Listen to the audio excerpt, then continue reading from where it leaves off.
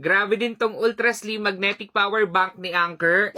Another day, another power bank, and for sure, masasatisfied talaga kayo dito. By the way, 10,000 mAh na nga pala yung battery capacity nito at grabe, sobra siyang madikit. At ang napansin ko dito, unlike other magnetic power bank, nako, hindi siya ganun kakapal at hindi rin siya ganun kabigat. At kapag sinabi talagang Anker, nako, napakakuna talaga ng battery nito. And sharing with you, compatible na nga pala to sa iPhone 12, 13, 14, 15, 16, and 17. At kapag ginamit mo siya as MagSafe, magnetic power bank, katulad nito, 15 watts fast charger naman siya, and you can charge your iPhone 16 Pro to 30% in just 26 minutes. Pero pwede mo rin siyang gamitan ng charging cable and 30 watts fast charger naman siya. And what I really like to this power bank, sa tuwing umaalis ako, hindi ko na kailangang magdala ng cable wire kasi magnetic na nga siya. Hindi rin nga ito mabigat kaya I can bring it anywhere, kasyang-kasya lang siya kahit maliit lang yung bag ko. At ang nagustuhan ko dito, I can full charge my iPhone 16 Pro Max ng 2 beses na mahigit. Kaya naman talagang i-recommend ko to sa inyo at available din siya into color black. So yun lang, na-share ko lang, kaya follow me for more. Mahal ko kayo, I love you!